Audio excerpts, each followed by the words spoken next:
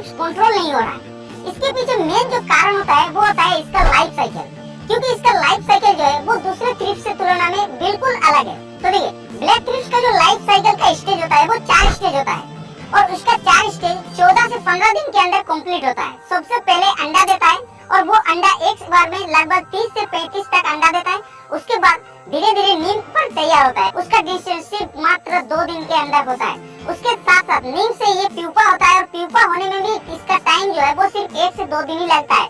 और उसके साथ साथ प्यूपा से फिर इसके अंदर एडल्ट तैयार होता है, फिर से ब्लैक थ्रिप्स में कन्वर्ट होता है और धीरे धीरे इसका इस तरीके से अटैक करता है। लेकिन इसका जो लाइफ साइकिल का टाइम होता है वो काफी शॉर्ट टाइम होता है, जिसके लिए इसको कंट्रोल करना भी काफी ज्यादा मुश्किल हो जा रहा है। क्योंकि भाई हम लोग जब इंसेक्टिसाइड को इस्तेमाल करते हैं तो किसी भी इंसेक्टिसाइड का मोड ऑफ एक्शन जो होता है वो किसी एक तरीके का होता है। किसी में एग को कंट्रोल करता है, किसी में नीम स्टेज को कंट्रोल करता है, किसी में प्यूपा स्टेज को कंट्रोल करता है। लेकिन इसका जो लाइफ साइकिल होता है वो इतना शॉर्ट टाइम पर कवरेज करता है कि इसको कंट्रोल करना इसलिए बहुत ही ज्यादा मुश्किल हो जा रहा है।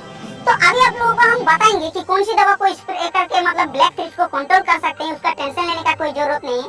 लेकिन उससे पहले आप लोगों को बता देते हैं कि ब्लैक थ्रिप्स का मिर्च या फिर शिमला मिर्च के फसल में सबसे सुइटेबल टाइम कौन सी टाइम होता है प्रकोप होने का। कि मिर्च का जब कोमल पत्तियां निकलता है और उस समय पर इसका ज्यादातर अटैक होता है, क्योंकि कोमल पत्तियों का जो रस होता है वो बहुत ही स्वादिष्ट होता है, जिसके कारण उसी के अंदर इसका प्रकोप होता है और उसका जो रस होता है उसको सकिंग करते रहता है और धीरे धीरे पत्ते के अंदर मतलब टेढ़ापन देखने के लिए मिल सकता है या फिर पत्ता इस तरीके से ऊपर की तरफ भी मुड़ जाता है और धीरे धीरे पत्ता इस तरीके से बर्बाद हो जाता है। अब बात कर लेते दोस्तों ब्लैक थ्रिप्स का प्रकोप होने पर हम लोग को क्या क्या नुकसान देखने के लिए मिलता है मिर्च या फिर शिमला मिर्च के फसल में। उसके साथ साथ ब्लैक थ्रिप्स को हम लोग कैसे पहचानेंगे, क्योंकि ब्लैक थ्रिप्स बिल्कुल छोटा आकार का होता है और काला काला देखने को मिलता है। लेकिन अभी आप लोगों को हम एक प्रोसेस बताएंगे, इस प्रोसेस से आप लोग पहचान सकते हैं कि हमारे फसल में ब्लैक थ्रिप्स का अटैक हुआ है कि नहीं हुआ है।